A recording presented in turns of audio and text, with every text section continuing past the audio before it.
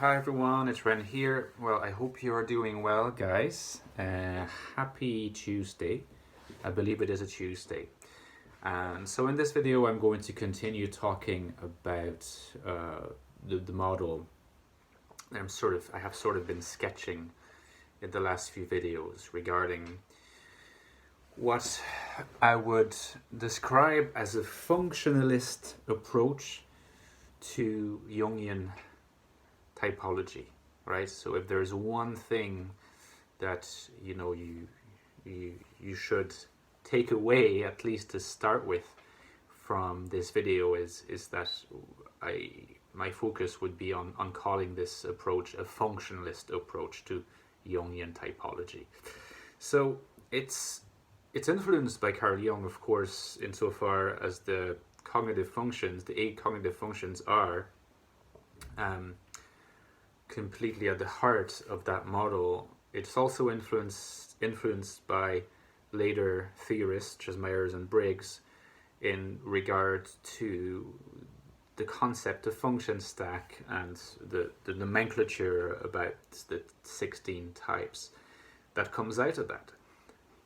Because just as a reminder, the idea of the function stack, most of you at this stage will be quite familiar with what a function stack is and how it is directly correlated with the type that you have or that you identify with. But not a lot of people actually know that although Jung theorized the 8 cognitive functions, he did not theorize the function stack, and which is why he doesn't actually talk about, types that are specific as the 16 types that we see in the works of Myers and Briggs. When Carl Jung himself is interviewed, in a video that you can find on YouTube, and he talks, he's asked by the person, how would he type himself? He does not say INTP. He does not say INFJ. He does not say, any of these things. Of course, he doesn't say these things because at the time the types hadn't been given those names. But he doesn't say either that he is TINE or that he is NIFE or whatever.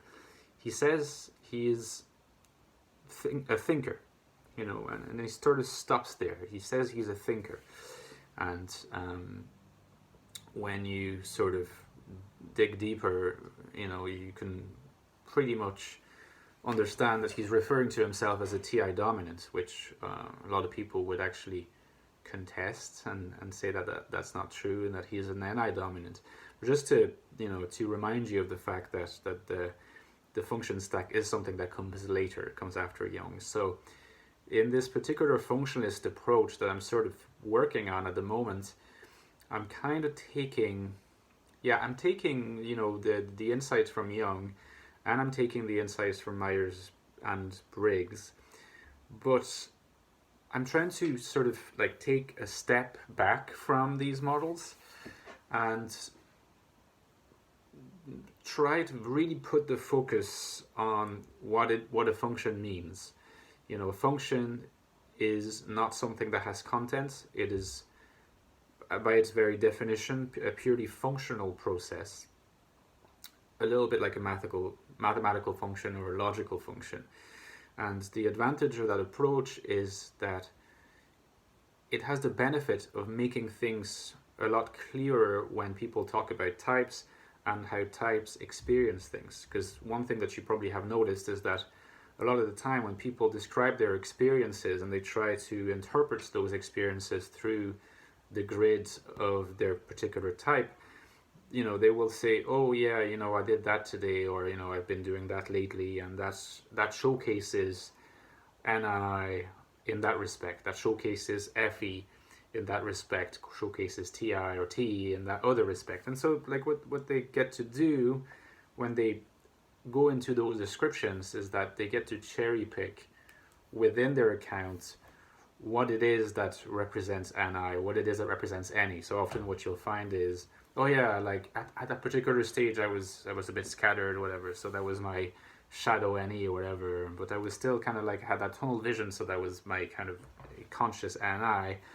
And then, you know, I went and I helped people, and I was FE, and then sort of, you know, I went through a phase of like doubting my own moral system. That was shadow FI. And then, you know, I played some tennis, so I was kind of, you know, I was you know, engaging my SE, and at some point I got lost in thoughts of like memories, and that was shadow SI. And you know, you can provide an account like that. A lot of people do it.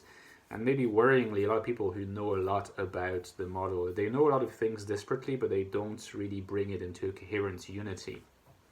And that's what the functionalist approach to Jungian typology aims to fight and erase. It's probably a bit of a lofty goal, but it's that nonsense, that complete nonsense that happens way too often.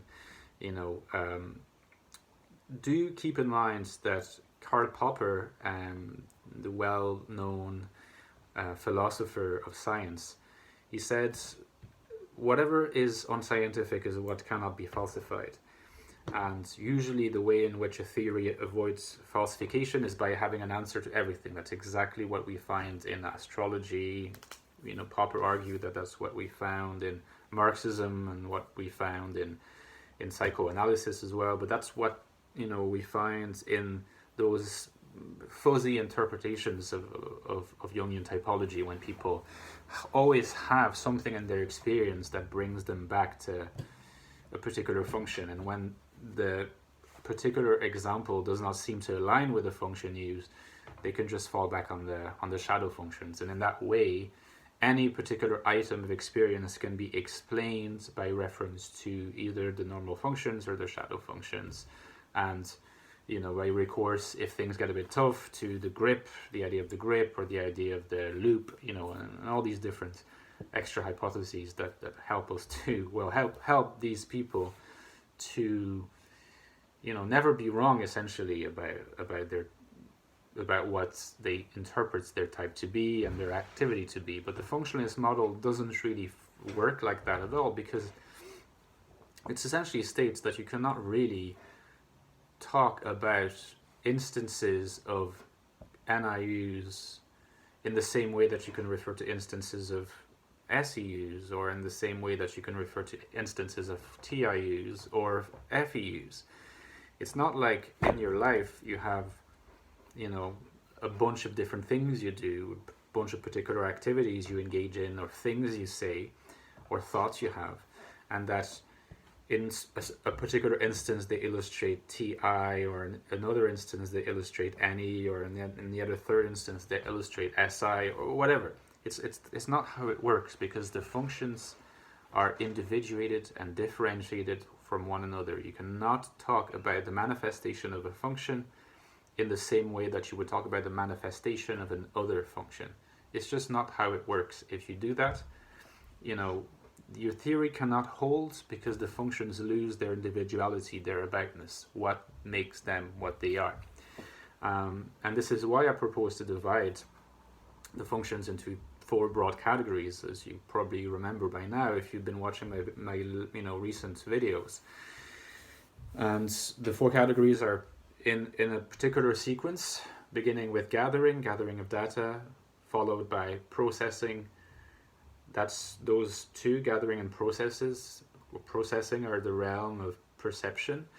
And then we enter in the domain of judgment, beginning with deliberation, internal deliberation. I usually add against existing beliefs, and then presentation and justification. The presentation and the justification are enmeshed with each other.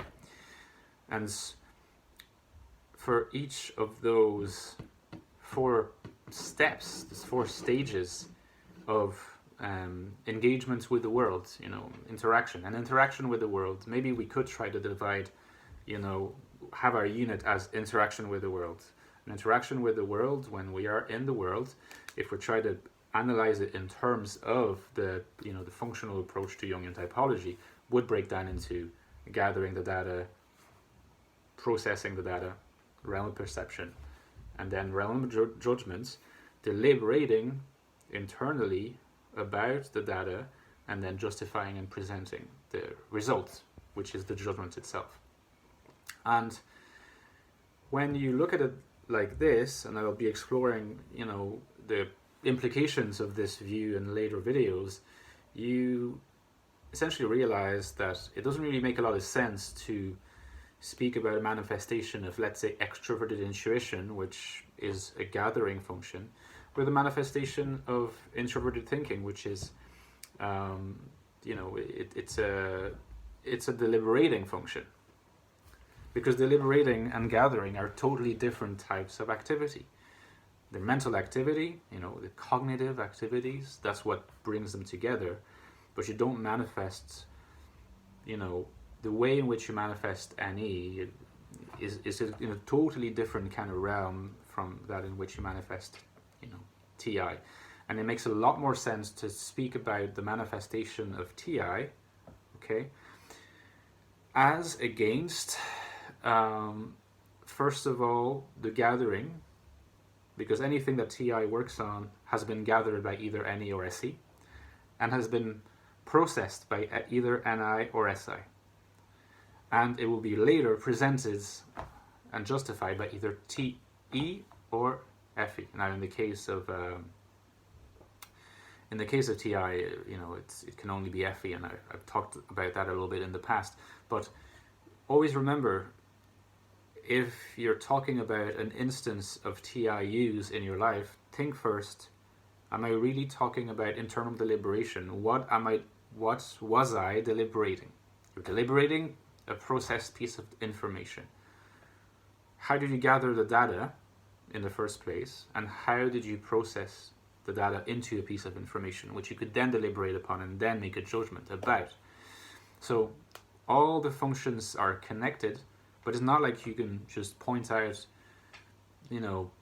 having some doubts or asking yourself questions and saying that's TI, because that's not just TI, it's all the functions at the same time. And it's way too vague to say that's an instance of TI.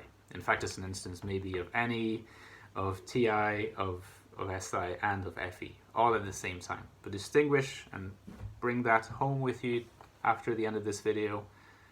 It's 4 stages: gathering, processing, deliberating, presenting, and justifying. See you soon, guys. Enjoy the rest of your Tuesday.